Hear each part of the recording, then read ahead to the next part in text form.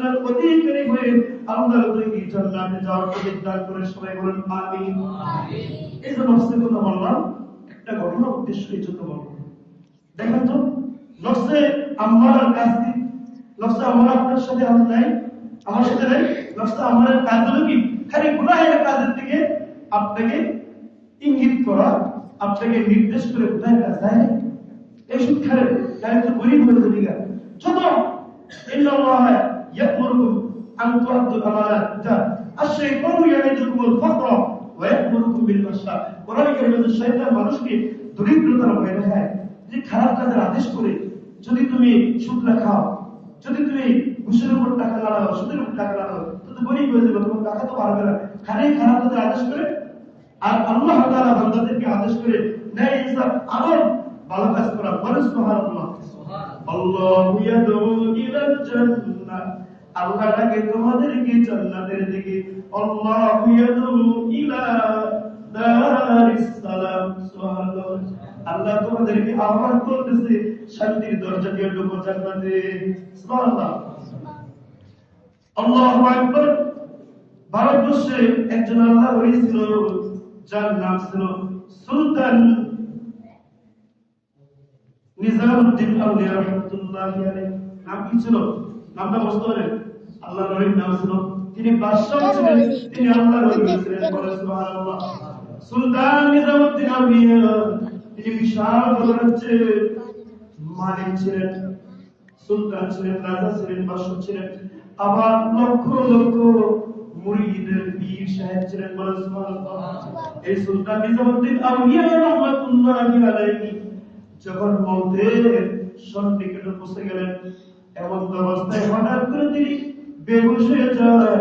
হঠাৎ করে তার সেন্স ফিরে আসে, আবার অসুস্থ হয়ে যান, মারাত্মক অসুস্থ হয়ে গেলেন সুলতান নিজামউদ্দিন আউলিয়া রাহমাতুল্লাহ আলাইহি। সুলতান নিজামউদ্দিন আউলিয়া রাহমাতুল্লাহ আলাইহি যেই জামানার লোক ছিলেন, সেই জামানায় একজন হিন্দু পাদ্রী ছিল, হিন্দু সাধু লোক ছিল। কি ছিল? সাধু বলা হয় তাকে যে সাধনা করে, ধর্মের উপরে যে সাধনা করে, রিয়াজত করে, তাকে সাধু বলা হয়। আমাদের ধর্মে যারা সাধনা করে তাদেরকে আমরা আল্লাহর ওলি বলি। কথা ঠিক কিনা? পীর ভাষায় করি, বুজুর্গ নেককার সালিহিন বান্দা বলি। আল্লাহর ওলি সুলতান নিজামউদ্দিন আউলিয়া রাহমাতুল্লাহ আলাইহি অসুস্থ হয়ে যায়। ওই যে একজন হিন্দু কি ছিল? সাধু ছিল। সাধু অনেক সাধনা করে নফসের সাথে অনেক মুজাহাদা করেছে। সাধনা করার পরে ওই বেড়ার কাছে যত বড় মুমূর্ষ রোগীকে, কঠিন রোগে আক্রান্ত রোগীকে নিয়ে গেলে, সে মাত্র একখানা নজরে দিত, একটা দৃষ্টি দেওয়ার সাথে সাথে জটিল কঠিন মারাত্মক রোগীরা পর্যন্ত রোগ মুক্ত হয়ে যেত। বলেন সুবহানাল্লাহ। এবার সুলতান নিজামউদ্দিন আউলিয়া রাহমাতুল্লাহ আলাইহি যখন অসুস্থ হলো, তার মুরিদরা বলল, হুজুর এত বড় অসুস্থ, না জানি কোনদিন মারা যায়, কখন মারা যায় জানি না। হুজুরকে বলল, হুজুর এখন তো আপনি একটু ভালো আছেন, হুজুর আপনি যখন অসুস্থ হয়ে যান আমরা ভয় পেয়ে যাই, না জানি আপনার মৃত্যু এসে যায়। হুজুর আপনি যদি এই সময় আমাদেরকে ছেড়ে যান, তাহলে আমরা আপনার থেকে এতিম হয়ে যাব, আমরা কার ওসিয়ত শুনবো, কে আমাদের রাজ্য পরিচালনা করবো? আপনার মতো বুজুর্গ, আপনার মতো যোগ্য বাদশা তো এই জগতে আর কেউ নাই বর্তমানে। হুজুর আমরা চাই আপনি একটু হিন্দু বাড়ির ওই সাধু সাহেবের কাছে যাবেন। সাধু সাহেবের কাছে হুজুর বলেন, আস্তাগফিরুল্লাহ, তওবা তওবা, না না না আমি মরে গেলে যাব, তো হিন্দু সাধকের বাড়িতে, সাধুর বাড়িতে আমাকে নিবা না। হুজুর এরকম নিষেধ করার পরেও মুরিদরা দেখলো যে হায় হায়, হুজুরের যে অবস্থা, হুজুর আজকে একবারে এরকম অবস্থা হয়ে গেছে, ওনারা বলছে যে হুজুর মনে হয় আদালত হয়ে গেছে, না যে আবার এই ঘুমের মধ্যে আল্লাহর ওলি ইন্তেকাল হয়ে যায়। ভয় এবং মহব্বত, ভালোবাসার বহির প্রকাশের জন্য তারা মসজিদের খাটিয়ে নিয়ে আসলেন। কেন? মসজিদের খাটিয়ে নিয়ে আসলেন। মসজিদের খাটের মধ্যে আল্লাহর ওলিকে শোয়াইয়া নিজামউদ্দিন আউলিয়া তিনি বেহুশ এই অবস্থায় তাকে শোয়াইয়া চার মাথায় দুইজন করে 8 জন ধরে সাধুর বাড়িতে নিয়ে গেলেন। বলেন সুবহানাল্লাহ। সাধু দেখো যে আল্লাহু আকবার, এত বড় মুর্শিদ, মুসলমানদের ওলি, মুসলমানদের পীর এবং দিল্লির সাম্রাজ্যের নিজামউদ্দিন আউলিয়া তিনি এমন মহান ব্যক্তি, মহান হস্তি যখন আমার বাড়িতে গেছে, চলে আসছে, আমার আর দেরি করা যাবে না, অন্য কোনো রুগী আমি দেখবো না, আগে আমি আল্লাহর ওলি সুলতান নিজামউদ্দিন আউলিয়াকে দেখবো। তার কি সমস্যা? সুলতান নিজামউদ্দিন আউলিয়ার ঘাটে বসে চলে গেলেন হিন্দু ধর্মযাজক। হিন্দু সাধক যেমন চলে গেলেন, জিজ্ঞেস করলেন তার কি হয়েছে? বললো আমাদের হুজুর হঠাৎ শেষ হয়ে গেছে, তিনি অচেতন হয়ে গেছেন। বলেন ঠিক আছে, তোমরা শোনো, আল্লাহর ওলির চেহারা একটু চেহারা থেকে কাপড়টা একটু সরে দেওয়া হলো। হিন্দু ওই হিন্দু সাধু মিয়া আল্লাহর ওলি নিজামউদ্দিন আউলিয়া রাহমাতুল্লাহ আলাইহির চেহারা থেকে একবার ভালো করে দৃষ্টি দেওয়ার সাথে সাথে আল্লাহর ওলি নিজামউদ্দিন আউলিয়া শোয়া খাটের মধ্যে শোয়া ছিলেন, মধ্যের খাটের মধ্যে শোয়ার থেকে আল্লাহর ওলি সোজা বসে বললেন সুবহানাল্লাহ। মুহূর্তের মধ্যে বসে বললেন আল্লাহর ওলি চোখ মেলে দেখে হায় হায়, যার বাড়িতে আমি আসতে নিষেধ করেছিলাম, আসতে নিষেধ করেছিলাম, আমি যে তার বাড়িতে ইন্না লিল্লাহ, আমাকে এখানে আলো করা। হুজুর বুঝতে বললেন যে আমার মহিলারা আমার ভক্তবৃন্দরা আমার কষ্ট থেকে সহ্য করতে পারে নাই, এই জন্য তারা আমার মহাব্বতে ভালোবাসে পড়ে, আমার কষ্ট বরদাস্ত করতে না পারে তারা আমাকে হিন্দু সাধুর বাড়িতে নিয়ে আসছে, তাই তিনি তাদেরকে ধমকাইলেন না। বলেন সুবহানাল্লাহ। এবার আল্লাহর ওলি যখন খাট থেকে শোয়ার থেকে উঠে বসে বললেন হে সাধু ভাই, ওরে হিন্দু ভাই, আমি তোমার কাছে জানতে চাই তুমি আমার কি জ্ঞান হাসিল করেছো। মুহূর্ত ব্যক্তিদের দিকে একটা দৃষ্টিপাত করলে সাথে সাথে সে মন্দির বিছানা থেকে উঠে বসে পড়ে সুবহানাল্লাহ। কি সাধনা করেছো জানতে চাই? হিন্দু ধর্মযাজক হিন্দু সাধু বলল হুজুর আমি তেমন কোন সাধনা করি নাই, তবে আমার উস্তাদ আমাকে শিক্ষা দিয়েছেন যে বাবারে যখন তোমার রুটি খাইতে মন চাইবে তুমি ভাত খাইবে, যখন গোশত খাইতে মন চাইবে তখন তুমি মাছ খাবে, যখন লবণ খাইতে মন চাইবে তুমি আর খাবে, তুমি তোমার নফসের বিপরীত চলবা সবসময়। বলে সুবহানাল্লাহ। হুজুর যখন আমার গুনাহ করতে মন চাইতো গুনাহ করতাম না, বরং ভালো কাজগুলো করতাম, মানুষের সেবা করতাম, খেদমত করতাম, মুসলমানদেরকে সাহায্য করতাম, হিন্দুদেরকে সাহায্য করতাম, চিকিৎসা দিয়ে মানুষকে সুস্থ করে এটা সাহায্য না? এটা অবশ্যই ভালো কাজ। হিন্দু করলেও ভালো কাজ, খ্রিস্টান করলেও ভালো কাজ, মুসলমান করলে তো অবশ্যই ভালো কাজ। তবে মুসলমান ইহুদি খ্রিস্টান বিদ্রোহী যারা, তারা দুনিয়াতে এর উজ্জ্বল পুরস্কার পেয়ে যাবে, মৃত্যুর পরে তাদের কোনো পুরস্কার নাই। কোরআনে কারীমে আল্লাহ বলেছেন ওয়া ইয়াবতাদি বাইরাল ইসলামি দীন ফালাই ইউকবাল মিনহু ওয়া হুয়া ফিল আখিরাতি মিনাল খাসিরিন। সুবহানাল্লাহ।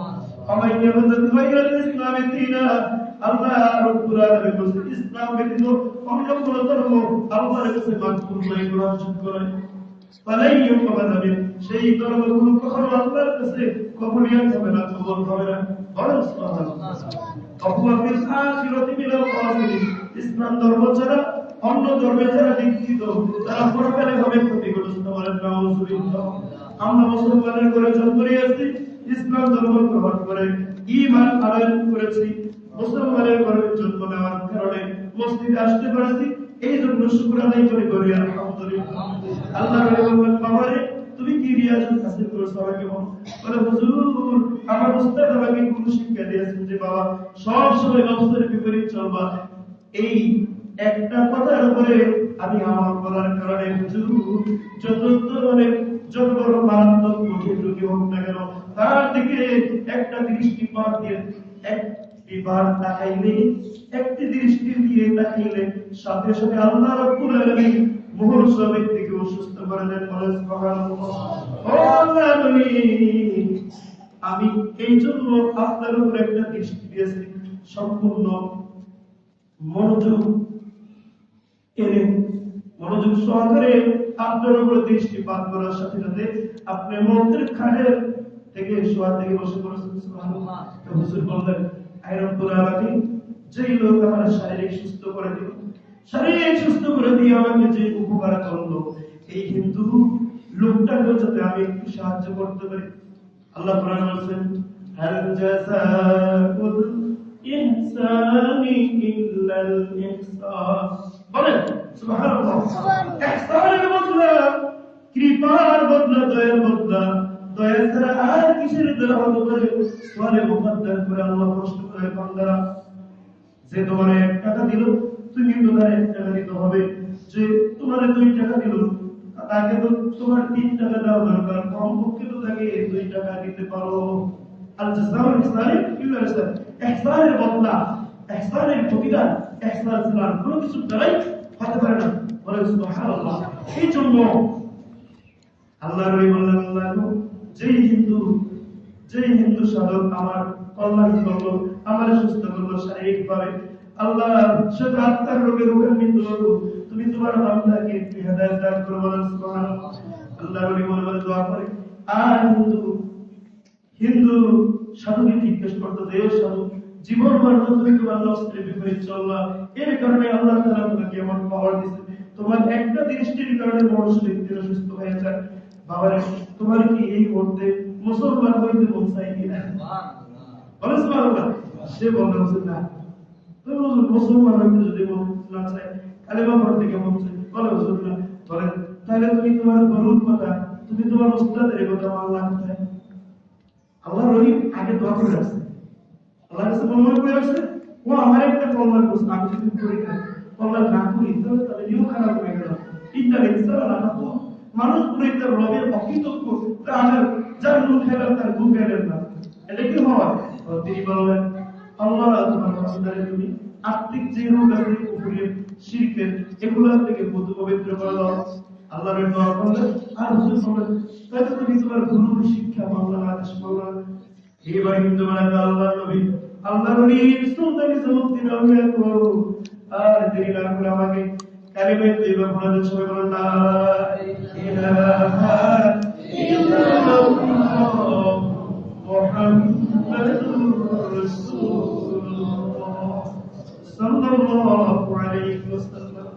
আল্লাহ তাআলা আল্লাহর নবীর মুহূর্ত সময় দোয়ার একটা কথা মাধ্যমে এতটা তাসবিহের সাথে সাথে তাকে হেদায়েত দিয়ে মুসলমান বানালেন। বলেন সুবহানাল্লাহ। আলোচনার যে বিষয় করার কথা ছিল হাদিসগুলো পড়েছি, কিন্তু এখন বলার সময় নেই, শুধু একটা হাদিসের অংশ বলবো। আল্লাহ রাসূল বলেছেন যে তোমরা নাযিফু